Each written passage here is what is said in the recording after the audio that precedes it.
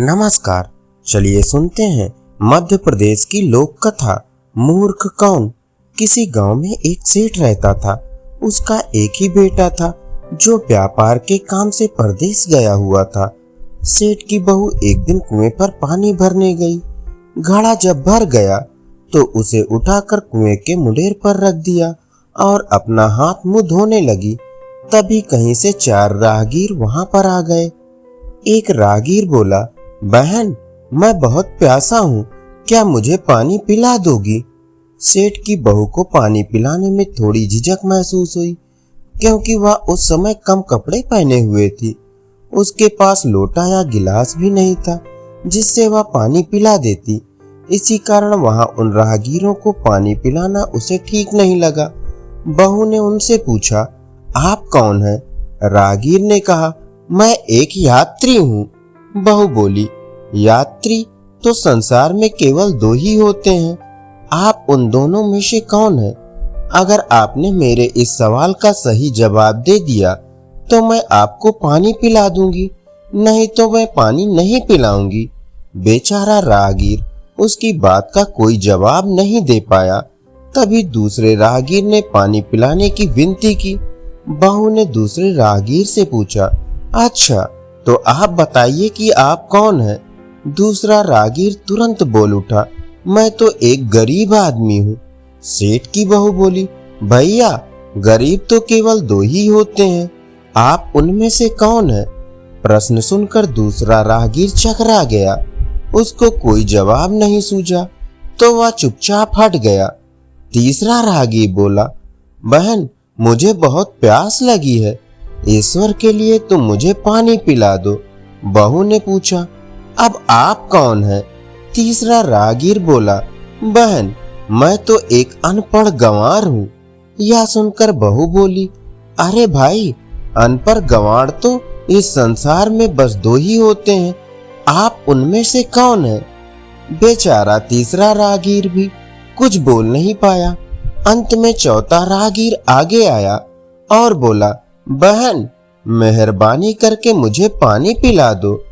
प्यासे को पानी पिलाना तो बड़े पुण्य का काम होता है। सेठ की बहू बड़ी ही चतुर और होशियार थी। उसने राहगीर से पूछा, आप कौन हैं? वह राहगीर अपनी खींच छिपाते हुए बोला, मैं तो बहन बड़ा ही मूर्ख हूँ।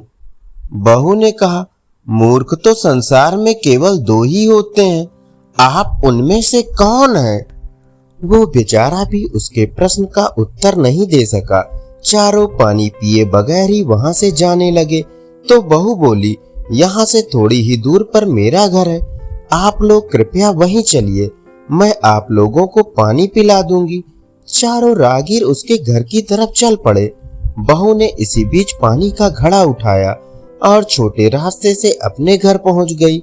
उसने घड़ा रख दिया और अपने कपड़े ठीक तरह से पहन लिए। इतने में वे चारों राहगीर उसके घर पहुंच गए। बहू ने उन सभी को गुड़ दिया और पानी पिलाया। पानी पीने के बाद वे राहगीर अपनी राह पर चल पड़े। सेठ उस समय घर में एक तरफ बैठा यह सब देख रहा था। उसे बड़ा दुख हुआ। वह सोचने लगा, इसका पति तो व्यापार करने के लिए परदेश गया है और यह उसकी गैर हाजिरी में पराए मर्दों को घर बुलाती है, उनके साथ हंसती है, बोलती है। इसे तो मेरा भी लिहाज नहीं है। यह सब देख अगर मैं चुप रह गया तो आगे से इसकी हिम्मत और बढ़ जाएगी।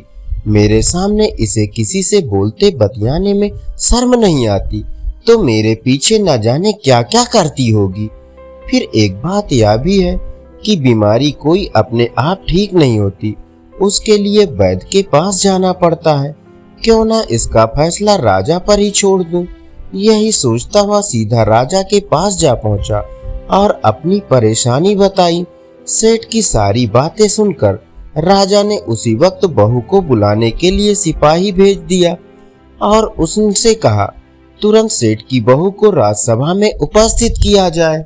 राजा के सिपाहियों को अपने घर पर आया देख उस सेठ की पत्नी ने अपनी बहू से पूछा, क्या बात है बहू रानी, क्या तुम्हारी किसी से कहा सुनी हो गई थी जो उसकी शिकायत पर राजा ने तुम्हें बुलाने के लिए सिपाही भेज दिए?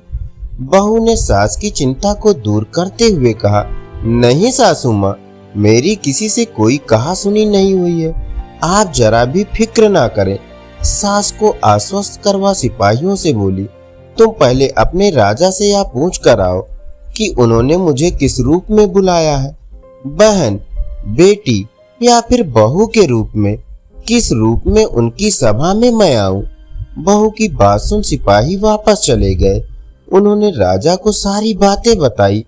राजा ने तुरंत आदेश दिया कि पालकी लेकर जाओ और कहना कि उसे बहू के रूप में बुलाया गया है।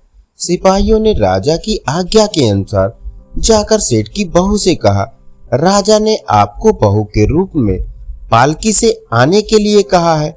बहू उसी समय पालकी में बैठकर राजसभा में जा पहुंची। राजा ने बहू से पूछा, तुम दूसरे पुरुषों को घर क्यों बुलाकर लाई, जबकि तुम्हारा पति घर पर नहीं है। बहू बोली, महाराज, मैंने तो केवल कर्तव्य का पालन किया।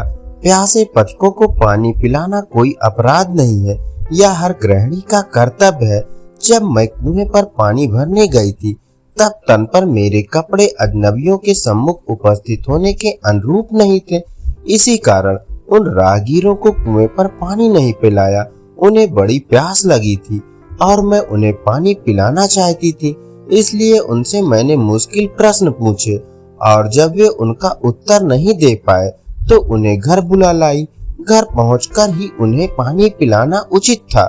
राजा को बहू की बात ठीक लगी। राजा को उन प्रश्नों के बारे में जानने की बड़ी उत्सुकता हुई जो बहू ने चारों राहगीरों से पूछे थे।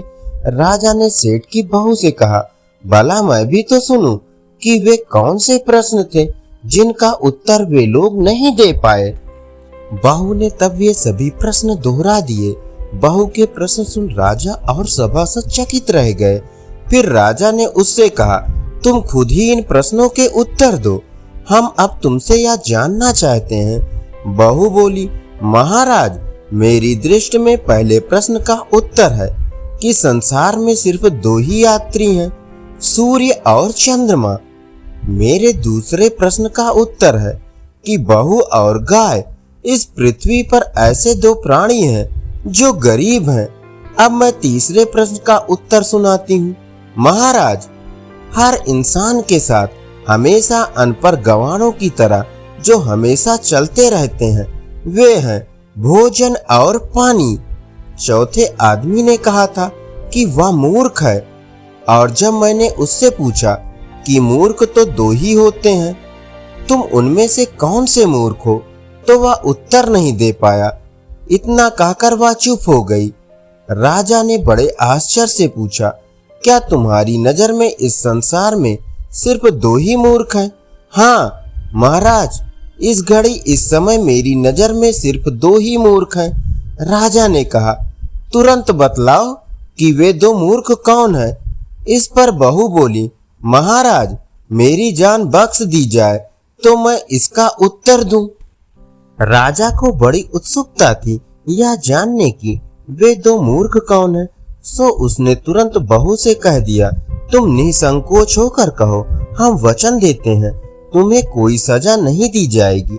बहू बोली, महाराज, मेरे सामने इस वक्त बस दो ही मूर्ख हैं। फिर अपने ससुर की ओर हाथ जोड़कर कहने लगी, पहले मूर्ख तो मेरे ससुर जी हैं, जो पूरी बात जाने बिना ही अपनी बहू की शिकायत राज दरबार में की। अगर इन्हें शक हुआ ही था तो या पहले मुझसे पूछ तो लेते, मैं खुद ही इन्हें सारी बातें बता देती। इस तरह घर परिवार की बेइज्जती तो नहीं होती। ससुर को अपनी गलती का एहसास हुआ। उसने बहू से माफी मांगी। बहू चुप रही। राजा ने तब पूछा, और दूसरा मूर्ख कौन है? बहू ने कहा, दूसरा मूर्ख खुद इस राज्य का राजा है, जिसने अपनी बहू की मान मर्यादा का जरा भी ख्याल नहीं किया और सोचे समझे बिना ही बहू को भरी राजसभा में बुलवा लिया। बहू की बात सुनकर राजा पहले तो क्रोध से आग बबूला हो गया, परंतु तभी सारी बातें उसकी समझ में आ गई। समझ में आने पर राजा ने बहू को उसकी समझदारी और चतुराई की सराहना करते हुए उसे ढेर सारे पुरस्कार देकर सम्मान सहित विदा किया। धन्यवाद। अभी आप सुन रहे थे मध्य प्रदेश की लोक कथा मूर्ख कौन।